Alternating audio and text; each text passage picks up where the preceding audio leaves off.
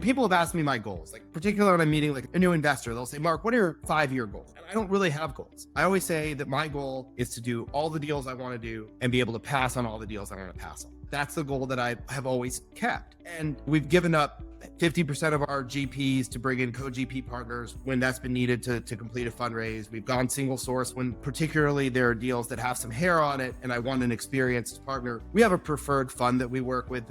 I got a rude awakening into the world of real institutional equity because I got a term sheet that went nowhere after 45 days and I put up hard money for a deal.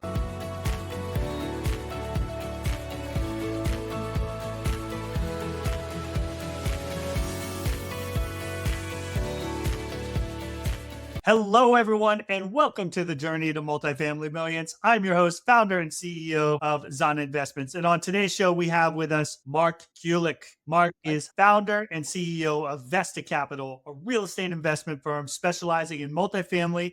And he's also CEO of Vesta Realty, his property management company that ensures comprehensive operational control and oversight of all those properties in his portfolio.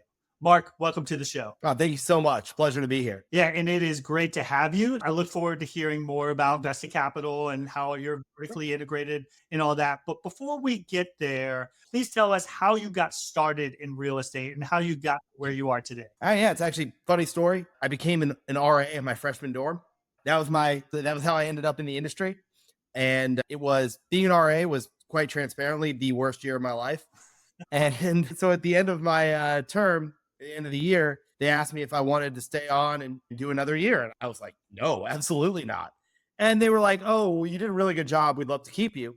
And I made an offhanded comment. Yeah, if you've got a job that doesn't involve me taking care of drunk freshmen and living in the dorms, I'm all in. And it was a private dorm at the University of Kansas. And they were like, oh, yeah, absolutely. We're actually hiring for a leasing agent right now. And I was like, leasing agent? That sounds interesting. And so they described the job to me. It was a dream. Most of my friends were working retail or food service, and I was making $10 an hour, $100 commission on every lease. I met everybody on campus. It was a really cool job. I basically tell people that I got in the industry and never made it out. I went from a leasing agent to a leasing agent at a multifamily property elsewhere in Lawrence. And left school, was done with school in 2010. Not a great time to finish the university. Jobs weren't plentiful, and particularly with my degree, which was history, was even worse. Well, there aren't a lot of options, and I had worked in apartments, and so I got a job offer to be an assistant manager, and I was like, yeah, all right. And so I never really thought it would be a career, and it was funny. I was probably like 26, 27 years old, right before I started Vesta, when I rolled over one day and said, actually, I think this is my career. The more that I met people, that's pretty frequent in the property management world, at least. Like, it's unintentional. Nobody grows up thinking I'm going to be in property management when I grow up, unless you have parents. It's pretty rare. Yeah, no, then that's an awesome story. I've never heard of someone starting at like literally the ground level of property management with the RA position there. So that's unique. Yeah. It's literally the ground level. It doesn't get any lower than that. Yeah. No, I think it's been one of the things that transitioning to the other side of the business, right? The other side of the world, when I'm raising money from investors, or when I'm talking to people like in the more institutional world, it is an edge that I have. People, hey, how'd you end up here?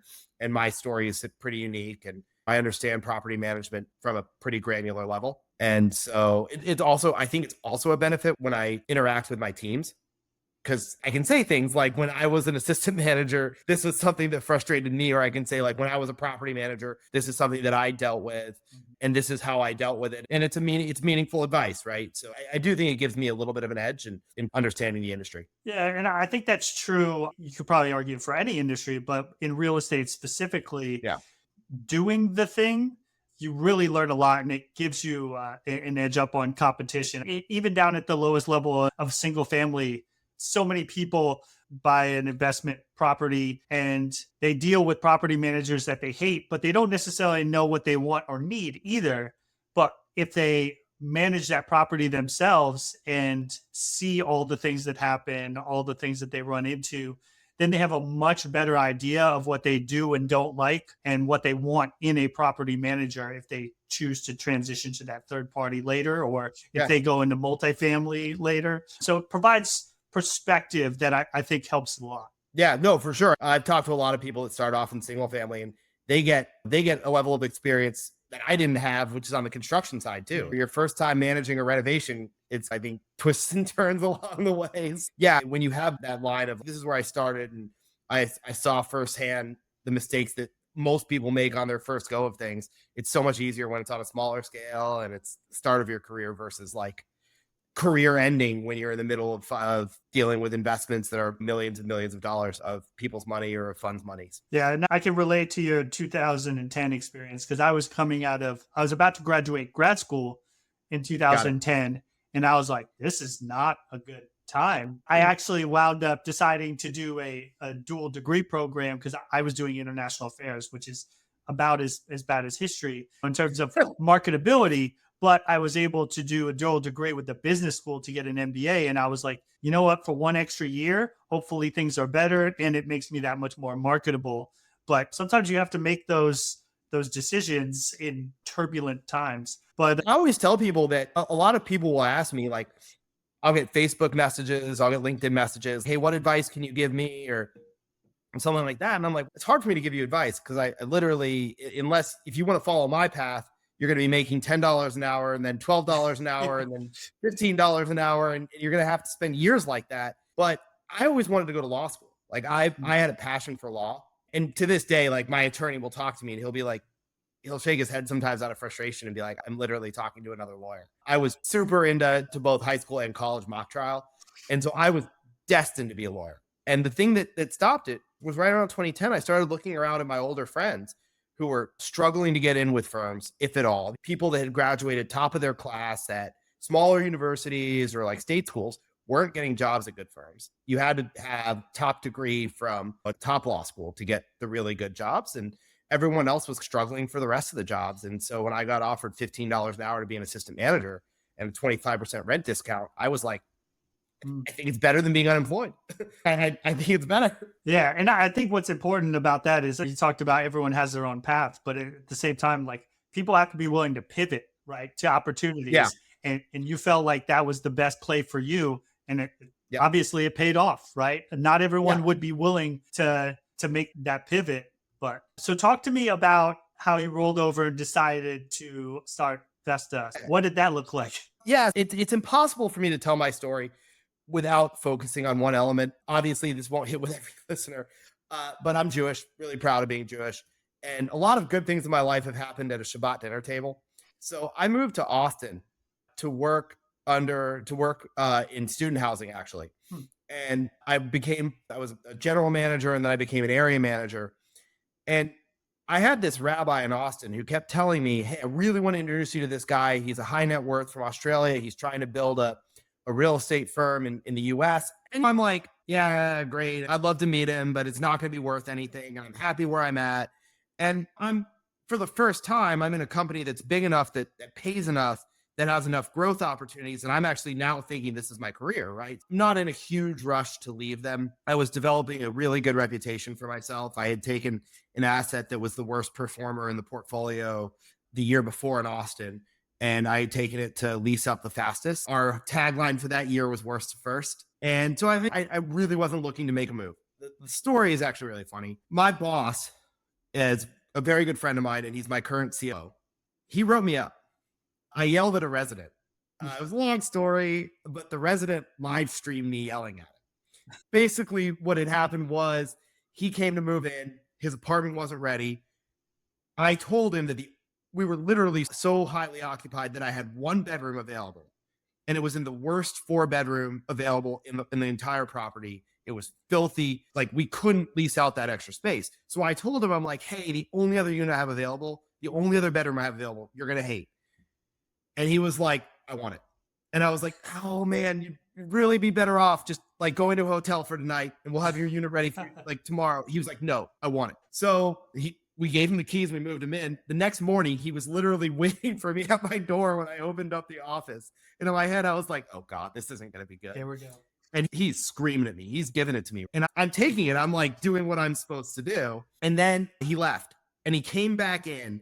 And that's when I lost it. I lost my temper. I was like yelling at him. I was like, you're not going to talk to me like that. I told you not to do this. You're stuck there, whatever. And we end up parting ways. And my boss calls me and he's, hey, I got a complaint that you yelled at a resident. And I'm like, no, we were yelling at each other. I was trying to keep it together.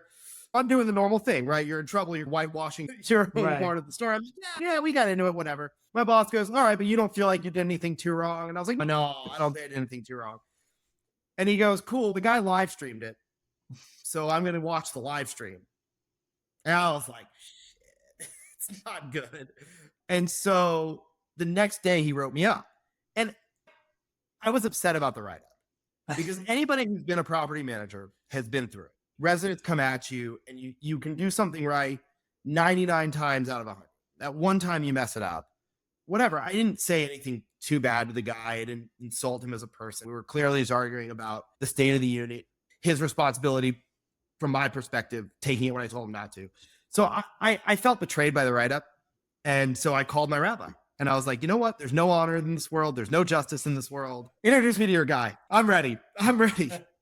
And I interviewed with them for 4 months. I interviewed 10 different people. They had a really long process and they hired me to be their vice president of multifamily. I was in charge of the expansion from Sydney, where they do a lot of infrastructure. They do like big infrastructure deals in Sydney and Melbourne. And I was supposed to help them grow their multifamily platform in the US. That was 2016. In the lead up to the 2016 election, they only had one investor who would sign on loans for them. And in the lead up to the 2016 election, that American investor said, no more. I don't know the state of this country, where it's going. I'm not signing on any loans. And so we couldn't get any deals across the finish line. Meanwhile, they're having me call brokers in Austin, Denver, Charlotte, Raleigh, really growing, fast growing, sexy cities.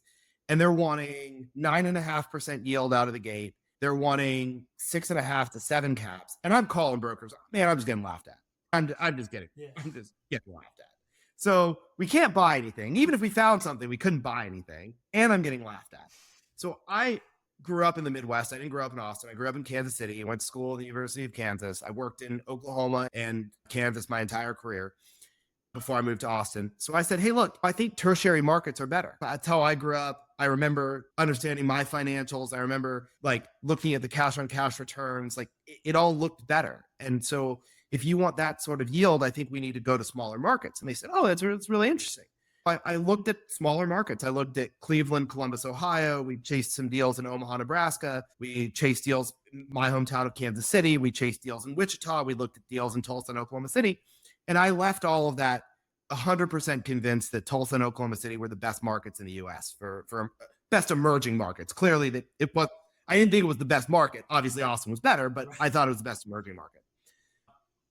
And I thought that I would develop that strategy for the guys I was working for. And I took the strategy to the CEO, and he said, basically, I'll always remember this. He said, mate, I love it. I can't get Australian money interested in the state of Oklahoma. So if you find investors, I'll back your play. And I started thinking to myself, hold on a second. If I can find if I'm doing all your property management and I'm finding your deals, if I can find American investors, what the heck do I need you guys for? Right. And I made a short list of people that I'd grown up with that I thought might have an interest in getting involved in the ground floor on a company. I actually did make a good faith effort, and I'm very proud of this. I made a good faith effort to actually try to raise money for the firm I was working for rather than start on my own. Mm-hmm. But the feedback I got from the only person who was really interested was, I don't want to work with this firm. It was a guy who was getting more involved in his father's family office. I'd gone to school with him when we were like really young. So we knew who each other were. We saw each other at weddings. And I don't have any interest in working with the company, but I want to work with you. And we tried to figure out what that looked like for 2 months. And one day I got just to the point where I didn't know if I could stay at the Australian firm I was working for.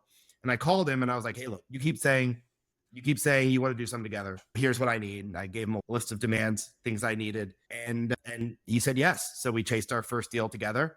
And we had a really fluid structure, which later on has been a blessing for me because I'm free to do, basically the way we structured it was the ownership of each individual deal is dependent on fundraising. And so we didn't have like a sticky structure where I couldn't go find other equity partners or I couldn't partner with other people. And so, it allowed us to experience growth and meet new people and grow the firm that way pretty organically. So I was really lucky And that's how I started Vesta. So that takes us to 2017. Oh, that's interesting. You talked about that Aussie company and them just the Australians themselves just not having any interest in these secondary and tertiary markets. And I think that's a pretty common refrain, I think, when it comes to international investors. And it makes sense, right? They're going to want to invest in the cities they've heard of, in the states that they've heard of, probably ones that they can brag to about it to their friends. Yeah. So I get it. And so you stayed. Tell me about what the first deal that you raised on that you were actually able to get done. How hard was that first raise, and just what did the deal look like in general? So I've tried to start a podcast this year. I've had varying degrees of success, so I have a lot of, or I guess varying degrees of lack of success. I don't know, but I have a lot of respect for what you've built here. I had my first go at a podcast was the episode about how Vesta started. Mm-hmm. The first deal was wild. I'll always remember the number. We had to raise $3,751,563. Everything about it was wild, right? I wanted to go Freddie Mac. I was told that Freddie Mac was the gold standard in lending. Mm-hmm. Freddie came back to us with a term sheet at 65% leverage. We had performed at 75%. Mm-hmm. The first deal was actually a really good one. We found a 2009, 2010 vintage asset in a growing submarket of Tulsa at about a 6.25% cap rate. So it was actually a really good deal.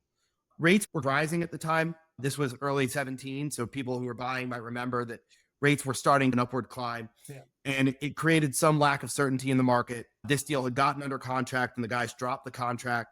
So here I am, this untested buyer, and I'm the only offer.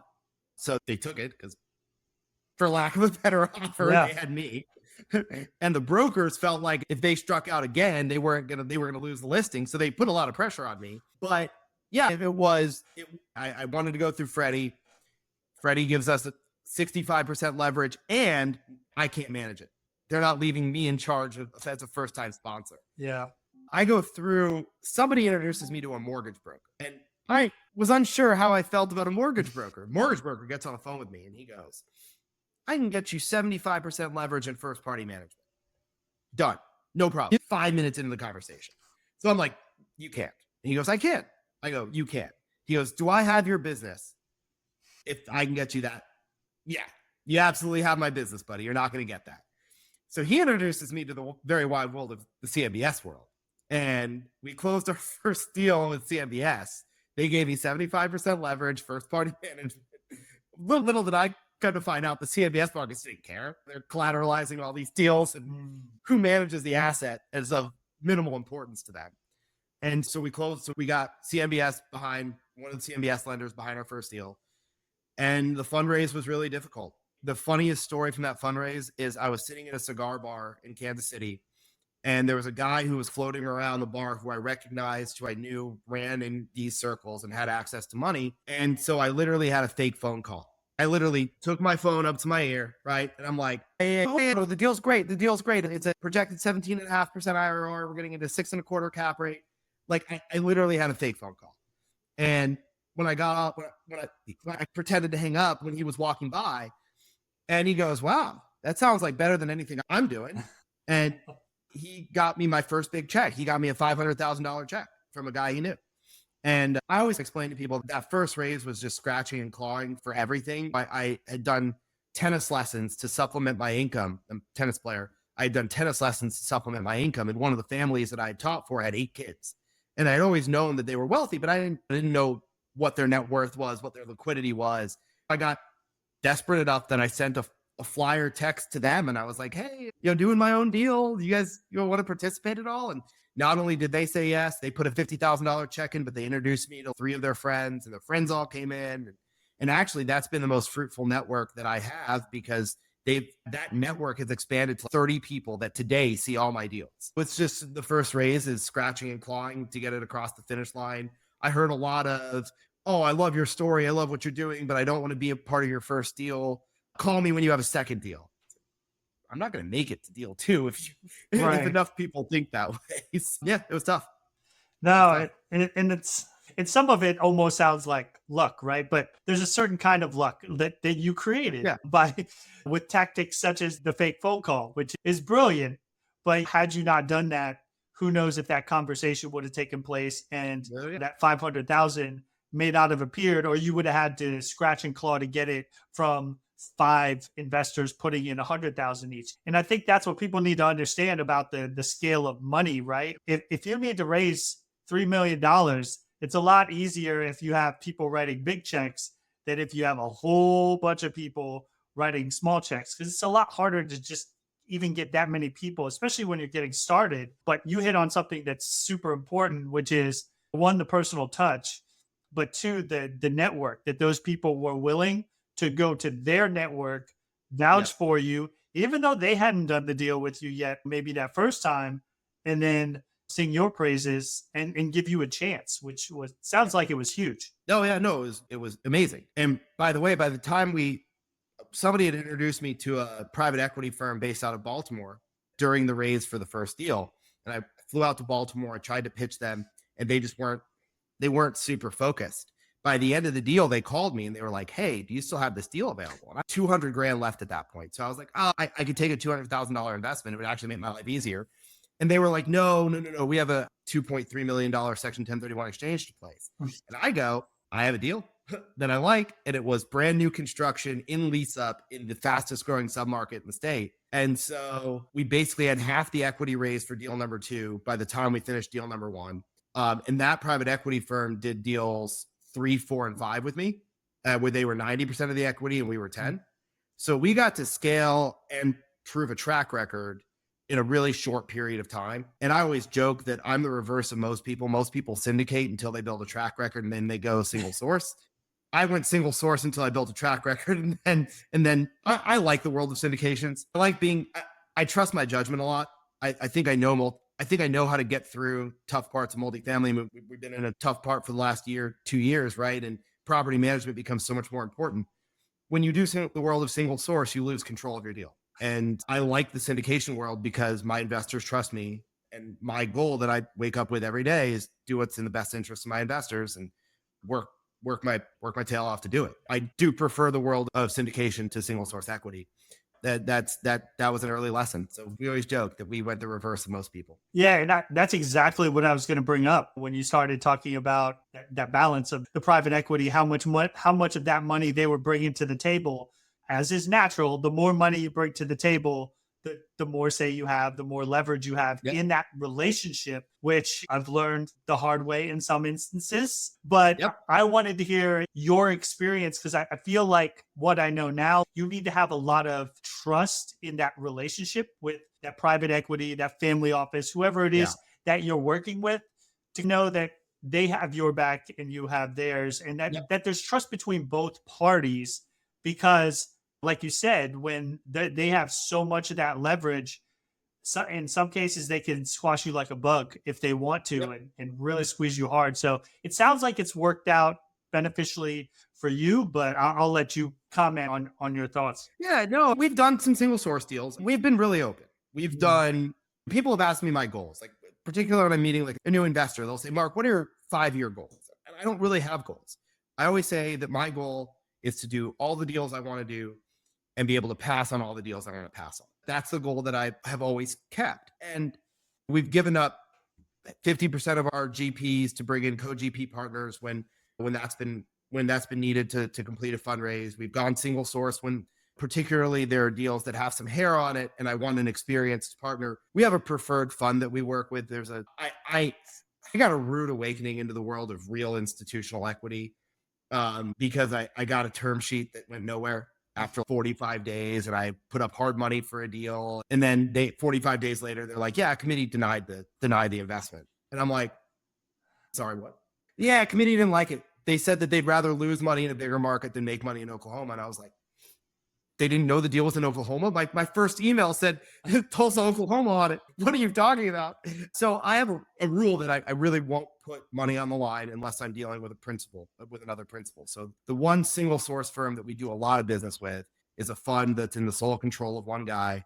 When I want to pitch him a deal, I'm on the phone with him. When we're working through asset management, I'm talking to him. And when we have problems, we talk it out and get through it. And I have as you said, I have a ton of trust in him and he has a ton of trust in me, and we make that relationship work. But co-GP structures are basically the same way. You don't have you don't have somebody that has control over you, but you do have somebody that has mutual control over the deals. And I actually don't mind a co-GP structure to this day. That's something that we do a lot of. And yeah, we've accomplished deals with family office capital before. Family office capital is transparently challenging. You're dealing with somebody who it's all their money directly. They've just cut you a $10 million check.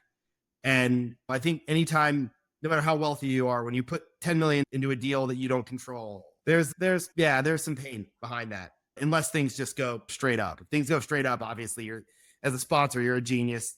You're the family office's favorite person in the world. But the minute things kind of start going downhill, you're the idiot that's putting their $10 million property on the line. And I think the thing for like investors to really, truly understand is that deals don't go like this, and deals really seldom go like this. It's this. And you're going to go through periods in any deal. So the reason that we all 10-year debt, right? The reason you like 10-year fixed rate debt is because if you have a crappy year, your whole pro forma doesn't get lost. You might have lost 8% cash flow at the worst case scenario, but you can still make that up. You can still get through a bad year. You can still have to evict 5% of your tenants and live to tell the story the next year. And so I think the biggest thing that I think investors should know when they get into multifamily is there are ups and downs, there are cycles, there are harder times. And just because the market turns or because there's some bad stuff that happens doesn't mean you're dealing with a bad sponsor, doesn't mean you're dealing with a bad property manager. It could definitely mean those things. Yeah.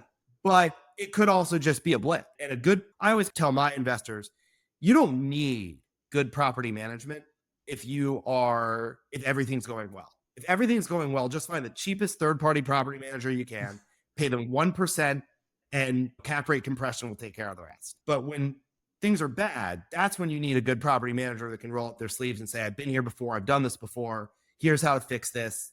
Give me some time, give me a little patience, and we'll get through it. Yeah, and I think a ton of operators are figuring out that lesson right now. What 2 years ago, it really didn't matter. But now when it comes down to every number, every dollar, every lease, you're like, hey, my property management company is not performing, and this is exactly when I need them to be performing top notch, because we're in one of those lulls right now. And like you said, if you have the luxury of a couple of years, then you're probably going to get through it, and your investors are probably going to be fine. It's just a matter of looking at that deal timeline and do you have that runway right now? So obviously, like I said, a lot of operators are looking at that right now. They're putting a microscope on their property management companies to make sure that they're performing as best as it possibly can, given the circumstances. All right. So I do want to transition to the turbo round now. So I'm going to ask you 3 questions, and I just ask for honest, quick answers. You ready for it? Yeah. All right. So what is a red flag every investor should look out for? They should look at the trend in rent growth that their sponsors are projecting. If you put 5% compounding rent growth for 10 years, every single deal looks like a home run. Try asking sponsors to stress test, put in completely untrended rent growth. The first time that somebody asked me for untrended yield on cost, I was like, oh man, that's going to make the model look so bad. And I was like, it's 7% untrended yield on cost. And I was like, that's really good. And I was like, oh, okay, great. That's fine. So I learned that lesson when I was syndicating.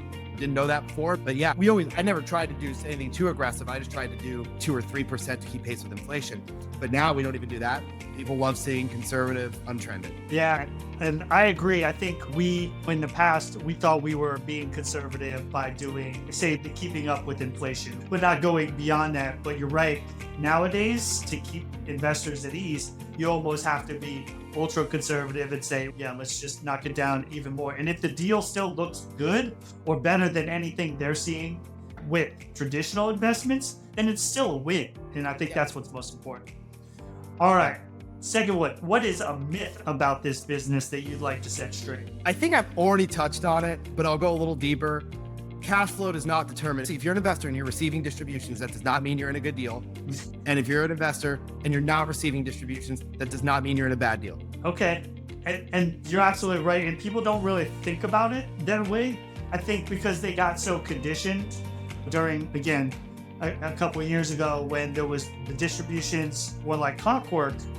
But you're right that holding the distributions may be prudent. That may be exactly what that deal needs in order to weather the current storm, as it were, so that they can take care of those investors' money, that investor's money, until they get through it. And then they'll start getting those distributions. Then they'll get the return on investment that they were hopefully looking for. And those are banked throughout. I was talking to an investor today that was like, I try to educate my people.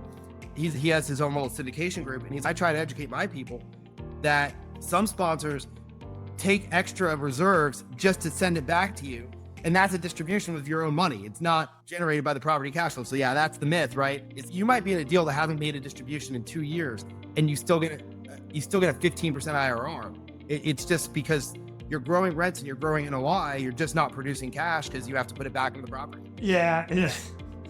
I've seen sponsors talk about raising enough money that they're building in the distributions for whatever it is the first year. And I'm like, that sounds icky. I don't know comfortable with that, because it does reek of pyramid scheme if you're doing it that way. And if you are going to do that, at least be transparent with your investors. Put it in your docs, yeah.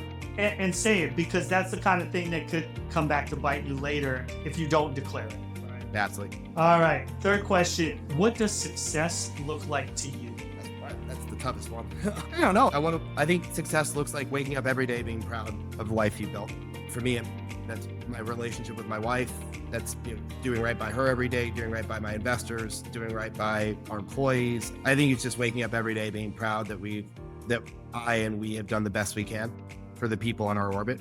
And again, I think that for me, that's my wife, my family, my investors, and my employees. Awesome. Yeah, I love that. All right, Marc, this has been an awesome conversation. Please tell our listeners how they can get a hold of you and if there's anything else you'd like to share with them. Yeah, I'm on LinkedIn, Marc Kulick. You can email me at mark@vestarealproperty.com, or you can just go to vestarealproperty.com. All three are going to make it to me eventually. And I just thank you so much for having me on. This was a blast. Yeah, and it's been great having you on. We'll have all that information in the show notes. Appreciate you coming in here and educating our folks, and look forward to continuing to see you do big things on your journey to multifamily millions. Thank you.